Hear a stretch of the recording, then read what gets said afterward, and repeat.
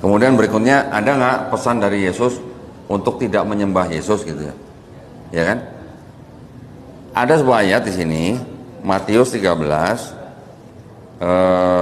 ayat ke-57. Pertama di sini, Yesus tidak pernah mengaku Tuhan, tapi Yesus mengaku dirinya sebagai nabi. Ya. Matius 13:57. Lalu mereka kecewa dan menolak dia. Maka Yesus berkata kepada mereka, seorang nabi dihormati di mana-mana kecuali di tempat asalnya sendiri dan di rumahnya. Berarti yang disebut dengan seorang nabi untuk Yesus juga gitu. Berarti sebenarnya Yesus mengaku dia juga nabi gitu. Shalom, salam sejahtera di dalam nama Tuhan Yesus. Baru saja Anda menonton cuplikan ceramah dari Donny Tan, di mana dalam ceramahnya tersebut tampaknya ia sedang menjawab pertanyaan dari audiens tentang ketuhanan Yesus, di mana ia mengutip dari Injil Matius pasal 13 ayat 57, pernyataan Yesus yang berkata seorang nabi tidak dihormati di tempat asalnya.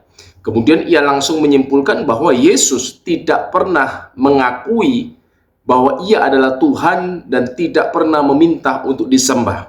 Nah, ini yang seringkali terjadi dalam pernyataan-pernyataan para polemikus, di mana mereka kerap kali hanya mengutip bagian-bagian kitab suci yang dianggap menguntungkan, dianggap sesuai dengan asumsi teologis mereka. Misalnya mereka mengutip ayat-ayat dalam Perjanjian Lama yang bicara tentang keesaan Allah. Kemudian langsung disimpulkan, inilah kitab Perjanjian Lama mengajarkan tentang ketauhidan. Seolah-olah Kristen tidak mengajarkan tentang keesaan Allah.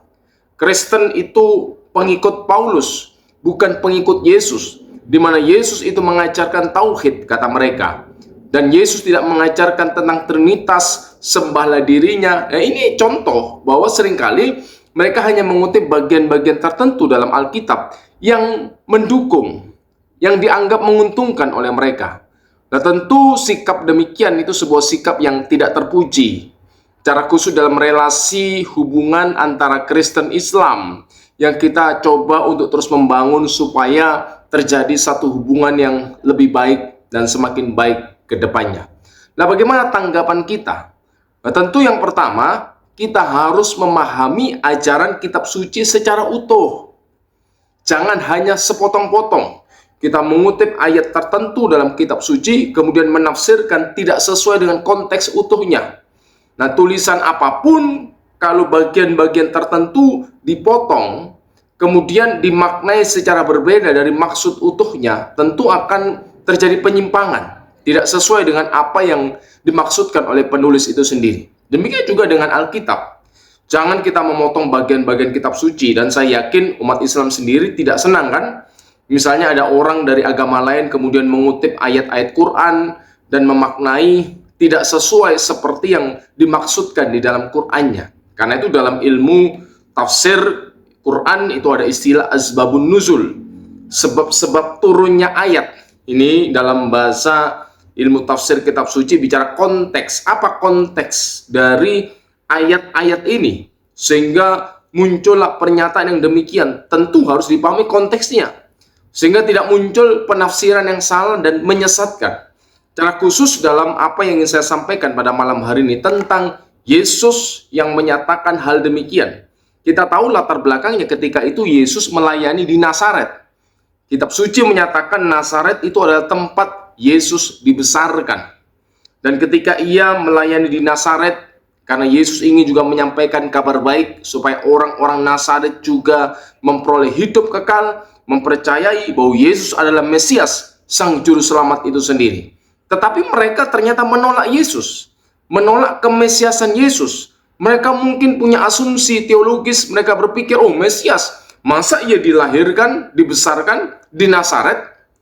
Seperti pernyataan Nathanael ketika ia mendengar bahwa Yesus Mesias itu berasal dari Nazaret. Kemudian ia berkata, adakah sesuatu yang baik dari Nazaret? Rasanya kok kurang keren pada zaman itu. Kalau ia Mesias, Raja keturunan Daud, seharusnya ia berasal dari Yerusalem dong. Kira-kira seperti itu. Tetapi ternyata Tuhan kan memiliki maksud dan rencana tersendiri ketika Mesias itu disebut orang Nazaret. Nah, ini topik pembahasan yang lain tentunya ya. Tentu ada maksud dan tujuannya. Makna dari kata Nazaret itu sendiri apa? Tetapi orang-orang yang tinggal di Nazaret saat itu tidak bisa menerima, sulit memahami bahwa Mesias itu berasal dari Nazaret. Padahal kalau mereka membaca, merenungkan kitab suci, mereka akan mengetahui, memahami sesuai nubuat kitab suci bahwa Mesias itu akan disebut orang Nazaret sesuai yang dinyatakan dalam Injil Matius. Nah, dalam konteks inilah kemudian Yesus menyatakan dalam Injil Matius pasal yang ke-13 ayat yang ke-57, lalu mereka kecewa dan menolak dia. Maka Yesus berkata kepada mereka, seorang nabi dihormati di mana-mana kecuali di tempat asalnya sendiri dan di rumahnya. Nah, pernyataan ini kan tentu bukan menafikan ketuhanan Yesus, bukan menafikan hakikat Yesus sebagai sang firman, kalimatullah yang menjadi manusia. Kita harus tahu bahwa dalam perjanjian lama, Mesias itu menyandang 3 jabatan penting. Sekali lagi dalam PL, Mesias itu menyandang 3 jabatan penting, yakni nabi, imam, dan raja. Mesias disebut Han-Nabi, seorang nabi yang akan datang. Karena itu ketika Yesus menyampaikan kabar baik, orang bertanya, apakah ia nabi yang akan datang itu? Yang dijanjikan oleh Musa dalam Ulangan pasal 18. Ulangan 18 ayat 18, dan ayat ini dikutip oleh Petrus, dikutip oleh rasul-rasul Yesus yang lain yang menyadari bahwa ini memang nubuatan tentang Mesias. Jadi orang Yahudi sendiri menyadari bahwa dalam Ulangan 18 ayat 18 ini adalah nubuat yang bicara tentang Mesias yang akan datang. Nah, menariknya ayat ini sering dikutip oleh saudara kita umat Islam untuk menunjuk kepada nabi mereka, Nabi Muhammad. Tetapi kalau kita pelajari konteksnya, keseluruhan ayat tentu tidak sesuai dengan apa yang mereka maksudkan. Seorang nabi akan kubangkitkan bagi mereka dari antara saudara mereka, seperti engkau ini. Nah, perhatikan, seperti engkau ini. Aku akan menaruh firmanku dalam mulutnya, dan ia akan mengatakan kepada mereka segala yang kuperintahkan kepadanya. Seorang nabi yang seperti engkau dari antara saudara mereka, saudara suku-suku Israel. Yang ada 12 suku itu adalah suku Yehuda, di mana sang Mesias itu akan dilahirkan dari sana. Seperti Musa, artinya apa? Nabi dengan misi yang sama dengan misi yang dibawa oleh Musa, yakni misi pembebasan. Musa diutus Tuhan untuk melepaskan bangsa Israel dari perbudakan Fir'aun di tanah Mesir. Dengan kuasa, dengan tanda-tanda ajaib, Musa membawa orang Israel keluar dari Mesir. Dan Nabi yang akan datang itu datang dengan membawa misi yang sama, yakni misi pembebasan. Inilah Yesus Kristus yang membebaskan bukan hanya Bani Israel, bukan hanya orang-orang Israel dari perbudakan Fir'aun di Mesir, perbudakan lokal, tetapi membebaskan Bani Adam, keturunan Adam, umat manusia dari perbudakan dosa, dari perbudakan iblis, dari kuasa maut, dari kuasa kegelapan. Itulah misi sang Mesias sebagai nabi. Dan sebagai nabi, ia juga memang menyampaikan pesan-pesan Allah, yang menyampaikan kebenaran Allah, yang mengajarkan hukum-hukum Allah. Seorang nabi itu adalah seorang yang berdiri di hadapan manusia mewakili Allah, yang menyampaikan pesan Allah, menyampaikan kebenaran Allah. Inilah sang Mesias, dan ini sudah digenapi dalam pribadi Yesus dari Nazaret, di mana murid-muridnya sendiri menyadari dan dikutip dalam kitab Perjanjian Baru. Kemudian Mesias disebut sang imam. Ini sesuai dengan nubuat dalam kitab Mazmur pasal yang ke-110. Mazmur 110 ayat yang keempat, di sana dikatakan, Tuhan telah bersumpah dan ia tidak akan menyesal bahwa engkau adalah imam untuk selama-lamanya menurut Melkisedek. Nah, ayat ini bicara tentang keimaman sang Mesias. Seorang imam adalah seorang yang berdiri di hadapan Allah mewakili manusia. Nah, ini berbeda dengan nabi. Nabi berdiri di hadapan manusia mewakili Allah. Tetapi seorang imam berdiri di hadapan Allah mewakili manusia, menyampaikan syafaat, menyampaikan doa-doa permohonan. Dan terlebih lagi dalam hukum Taurat tentang syariat kurban, seorang imam besar, Kohen Hagadol, ia akan masuk ke dalam ruang Maha Kudus untuk membawa darah domba yang tak bercacat celah, kemudian mengadakan pendamaian di hari Yom Kippur untuk penebusan dosa seluruh umat Allah. Itu seorang imam. Dan ini menggambarkan karya pelayanan Kristus. Karena konsep keimamatan dalam Perjanjian Lama dan segala aturan syariat kurban sebenarnya itu adalah bayangan, bukan hakikat. Itu dinyatakan jelas dalam Ibrani 10 ayat yang pertama.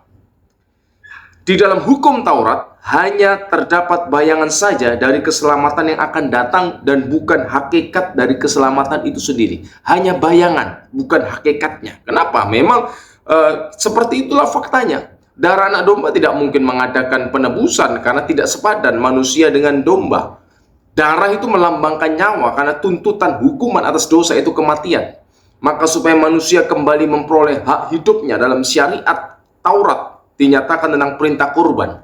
Manusia yang harus mati itu digantikan oleh hewan kurban yang tak boleh ada cacat celahnya. Ini menggambarkan Mesias yang akan datang sebagai penebus. Manusia ditebus dengan manusia untuk memenuhi tuntutan keadilan Allah. Allah itu maha adil, jangan lupa. Manusia tidak ada yang cukup bertobat minta ampun, tetapi kesalahan atas dosa-dosa manusia secara khusus pelanggaran Adam dan Hawa tentu harus menuntut hukuman atas pelanggaran itu, dan hukuman itu adalah maut. Dan Mesias sebagai sang imam, ia membayar tuntutan hukuman atas dosa itu. Dan ini bukan ajaran Paulus, ini berasal konsepnya jelas dalam perjanjian lama, dalam hukum Taurat tentang syariat kurban.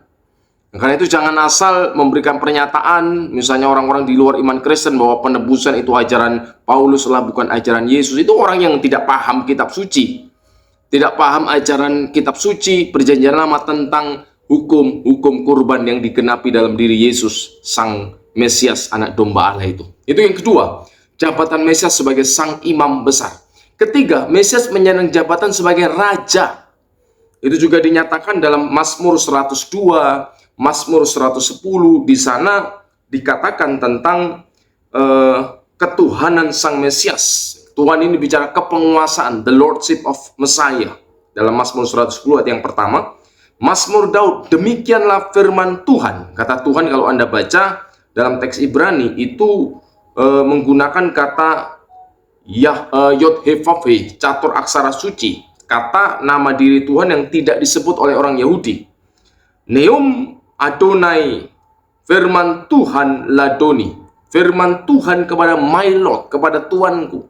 Nah, menarik sekali kalau kita perhatikan dalam Injil Matius pasal 22, di sana pernah direkam percakapan Yesus dengan orang-orang Yahudi, di mana ketika Yesus bertanya kepada orang Yahudi tentang hubungan antara Yesus dengan Daud, antara Mesias dengan Daud. Nah, ayat 41 saya bacakan ya, Matius 22. Ketika orang-orang Farisi sedang berkumpul, Yesus bertanya kepada mereka, katanya, apakah pendapatmu tentang Mesias? Anak siapakah dia? Kata mereka kepadanya, anak Daud.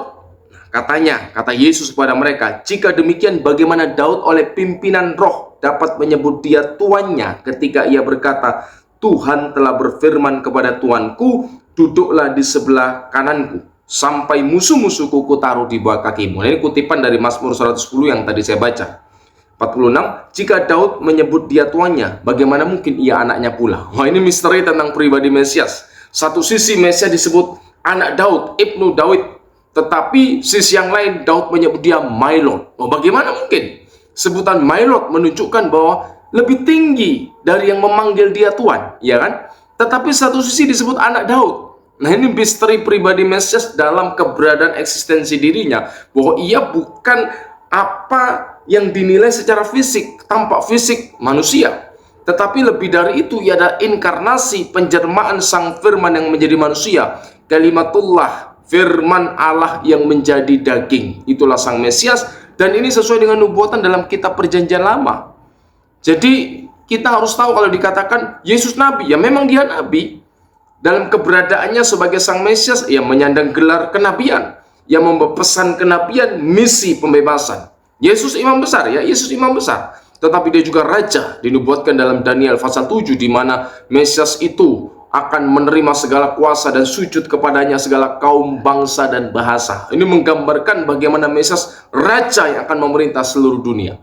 Itulah tiga jabatan Mesias yang seperti ini kan Dondi tidak tahu, sehingga ia asal saja mengeluarkan statement-statement yang tidak sesuai dengan kebenaran kitab suci. Yang kedua, tentang gelar keilahian Yesus harus dipahami.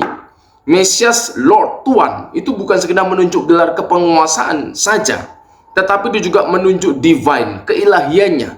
Mesias itu ilahi, sesuai dengan nubuat dalam perjanjian lama. Dalam Mika 5 yang kedua misalnya, di sana dinyatakan, Mika 5 ayat yang kedua, sebab itu ia akan membiarkan, tetapi engkau, hai Bethlehem Efrata, hai yang terkecil di antara kaum-kaum Yehuda, ini nubuat tentang Mesias yang akan datang, daripadamu akan bangkit bagiku seorang yang akan memerintah Israel. Akan bangkit bagiku seorang yang memerintah Israel. Siapakah seseorang ini? Menarik, kemudian dinyatakan keilahiannya yang permulaannya sudah sejak purbakala. Umosa otaf, yang munculnya, yang adanya sudah sejak zaman lampau, sudah masa kekekalan. Itu dalam teks Ibraninya, menunjuk kepada sifat kekekalan dari Sang Mesias itu. Disebut dengan gelar Kedem, bahasa Arabnya Khodim. Itu adalah sifat kekekalan Allah yang maha kekal, yang abadi, tidak diawali oleh ruang dan waktu. Itulah Mesias. Mesias itu adalah penyataan diri Allah sendiri dalam daging. Jadi ajaran tentang ketuhanan, keilahian Sang Mesias, penebusan dosa oleh Mesias itu bukan ajaran Paulus. Itu sepenuhnya berakar dari kitab-kitab Perjanjian Lama, di mana kekristenan itu hanya sekedar menggenapi apa yang sudah diajarkan dalam kitab Perjanjian Lama. Kemudian kita mempercayai bahwa Yesus itulah Mesias yang dijanjikan, seperti pernyataan Yesus. Seluruh kitab Musa, kitab nabi-nabi, kitab tulisan itu Torah, Nevi'im, Ketubim atau Perjanjian Lama berbicara tentang aku. Akulah yang menggenapi, akulah Mesias yang dijanjikan itu. Nah, menarik lagi, Quran mengakui secara teoritis bahwa Yesus itulah satu-satunya Al-Masih, tidak ada yang lain. Walaupun, ya kan, di dalam Quran tidak pernah dikutip satu teks pun nubuat dalam kitab Perjanjian Lama, termasuk makna Mesias itu apa, perannya, kemudian konsep-konsep tentang keilahian Mesias. Nah, ini tentunya perlu ada dialog yang lebih intens tentang hal ini supaya tidak terjadi kesalahpahaman yang terus-menerus. Jadi penutup bagi saya, mari belajar dengan baik umat Kristen agar tidak mudah diombang-ambingkan oleh rupa-rupa angin pengajaran. Di luar sana ada banyak ajaran-ajaran yang menyimpang, yang tidak sesuai dengan kitab suci. Tetapi orang yang berakar di dalam kitab suci, mengenal Yesus secara pribadi melalui firman-Nya, ia akan tetap kuat. Bahkan ia menyaksikan Yesus yang adalah Tuhan dan Juru Selamat umat manusia. Amin. Tuhan Yesus memberkati.